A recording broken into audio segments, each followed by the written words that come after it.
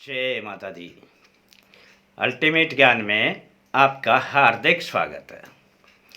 दोस्तों, आज का विषय है कि यदि आप अपनी डायरी में यह लिख लें तो दुनिया की कोई ताकत तुम्हें परास्त नहीं कर सकती। अब ऐसा क्या लिख लें? दोस्तों, आप महाभारत के युद्ध के बारे में, कौरव और पांडव के युद्ध के बारे में तो जानते ही हैं।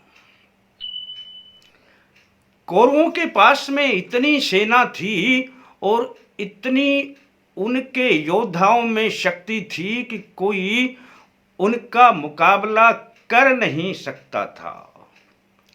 आंखों की दृष्टि जहां तक जाए, आपकी आंखें देखना बंद कर देंगी।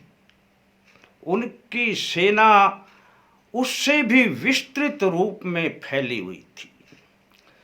और एक एक योद्धाओं की बात करें तो उनकी अपरिमित शक्तियां थी। दोस्तों, पांडवों के पास में सीमित शक्तियां थी और वे फिर भी धर्म और अधर्म यानी यह चल करके युद्ध कर रहे थे। अब यहां युद्ध शुरू होने से पहले ही इस युद्ध का अंत भी हो गया था, जब अर्जुन ने शस्त्र डाल दिए थे और कहने लगे कि हे भगवान, हे श्री कृष्ण, मैं किसके साथ युद्ध करूं? मेरे दादा, ताऊ, परदादा, मेरे साले, मेरे मामा, मेरे सारे संबंधी, मेरे आचार्य, कृपाचार्य, मेरे गुरुदेव, मैं किससे युद्ध करूं? किसको मार करके और शासन करूं और अपने आप को जीता हुआ बताऊं? इससे अच्छा है कि मैं इस युद्ध को हार जाऊं और मैं अपना समर्पण ही कर दूं। यह कह करके उन्होंने अपने शस्त्र को रख दिया और रथ पर बैठ गए। बस दोस्तों, उस समय ही इस युद्ध की समाप्ति हो गई थी और बिना युद्ध के ही कौरव जीत गए थे। लेकिन ऐसा हो नहीं सका। उसका कारण था कि उनके सारथी थे भगवान श्री कृष्ण। अब दोस्तों, आप कई बार देखते होंगे कि बहुत सी ऐसी कंपनियां हैं जिन कंपनियों में स्किल वर्कर होते हुए भी, अच्छी मशीनें होते हुए भी, वह कंपनी घाटे में चली जाती है। और दूसरी कंपनी जिसके पास इतने स्किल वर्कर भी नहीं हैं, इतनी अच्छी मशीनें भी नहीं हैं, और वह कंपनी अच्छा फायदा दिखाती है। इसका एक विशेष कारण रहा करता है और उस कारण को कहते हैं मैनेजमेंट। यानी जिस कंपनी का मैनेजमेंट अच्छा होगा, भले ही वर्कर में इतनी स्किल ना हो, तब भी वे उन वर्करों से उतना काम ले लेंगे और कंपनी को प्रॉफिट में ले जाएंगे। और जिनका मैनेजमेंट सही नहीं होगा, वह कंपनी घाटे में जाएगी ही जाएगी, भले ही कितने ही अच्छे काम करने वाले वहां पर कर रहे हों। दोस्तों, बस यही एक कारण था महाभारत युद्ध में पांडवों को विजय मिलना। जो मैनेजमेंट था वह अब भगवान श्री कृष्ण के हाथ में था।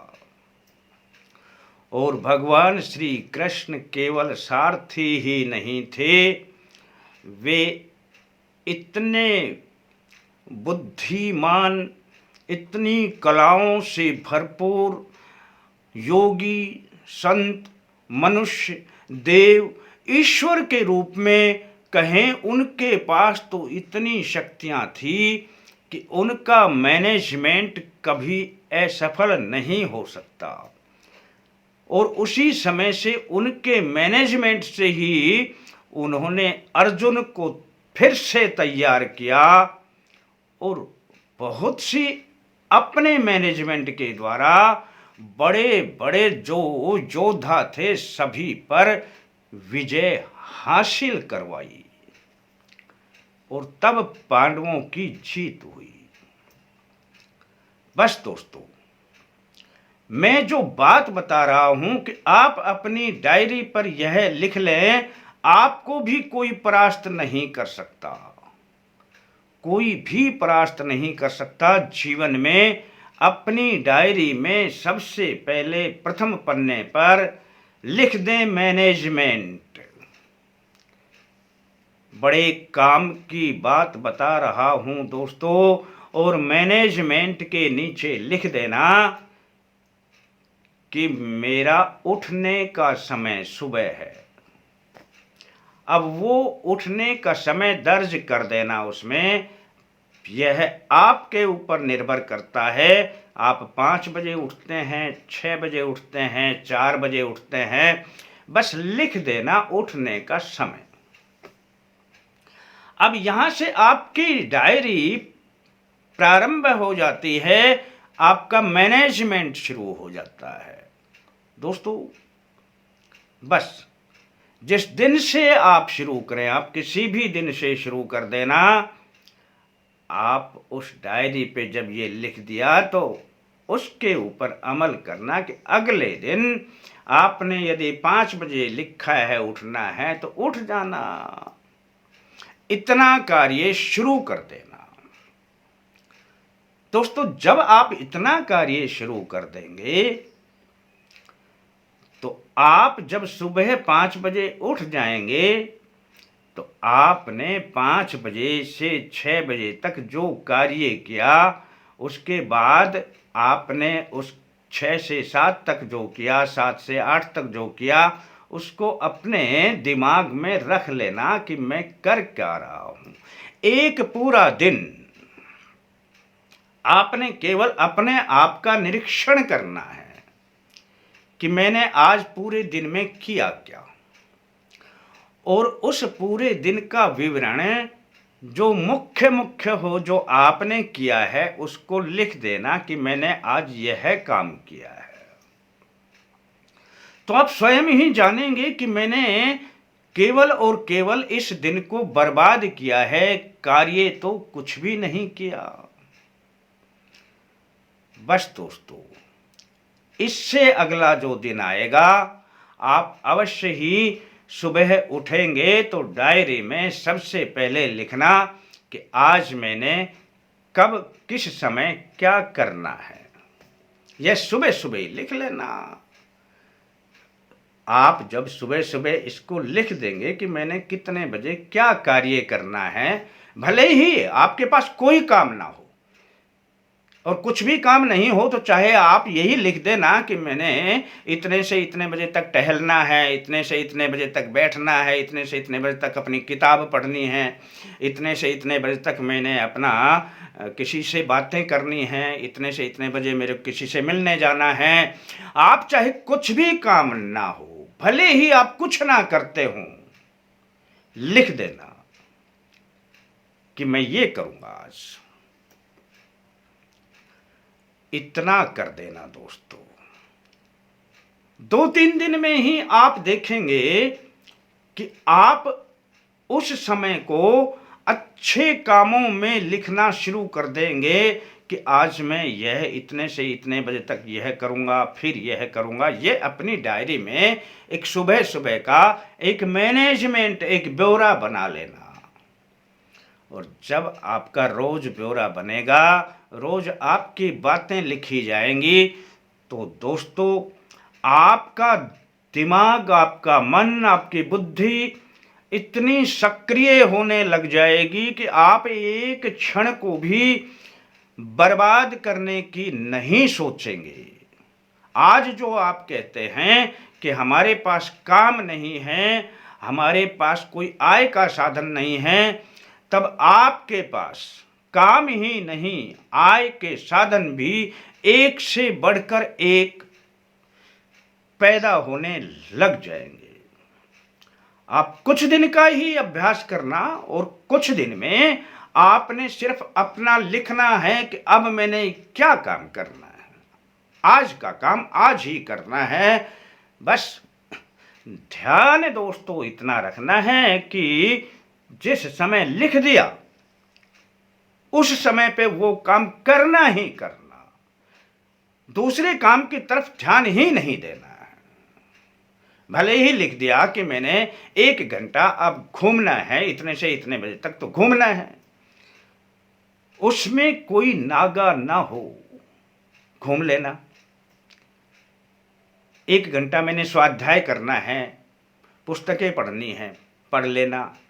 1 घंटा मैंने भजन सुनने हैं, अपने मोबाइल में ही सुनने हैं, सुन लेना। मैं जो कहता हूं इस बात को ध्यान से नोट कर लेना कि जो लिख दिया वो करना है। आप 3-4 दिन में ही आपकी डायरी में इस प्रकार के कार्य लिखे जाने लग जाएंगे कि आप स्वयं ऐसे कार्य की तरफ प्रेरित हो जाएंगे जो आपने जीवन में कभी सोचा ही नहीं था, और कार्य भी इतने सुगम और सरल तरीके से बनने लग जाएंगे कि कुछ दिनों में आपका सब कुछ परिवर्तित होने लगेगा। आप अपने आप को किसी से कम समझेंगे ही नहीं। आप जो करेंगे वह पूर्ण भी होगा और आपके अनेकों रास्ते, एक नहीं अनेकों रास्ते खुलने लग जाएंगे। आप जिस रास्ते पे चलेंगे वही आपको मंजिल पर लेकर के जाएगा। आप इस बात को अपने दिल में बिठा लेना कि जो मैं बोल रहा हूँ ये ऐसे ही नहीं बोल रहा हूँ। बस आप इस कार्य को शुरू कर देना। जीवन में कोई भी बड़ी से बड़ी ताकत आपको परास्त नहीं कर सकती और आप अपने को किसी से कम समझेंगे भी नहीं। इस बात को गांठ बांध लेना दोस्तों और कर लेना। और अच्छा लगता है तो बता देना अपने यार दोस्तों को, और नहीं तो आप तो कर ही कर लेना। आपके लिए बस इतना तो कर लेना कि अपने लाइक का ध्यान रखना। शेष फिर मिलते हैं दोस्तों नए अंक के साथ। तब तक के लिए जय माता दी।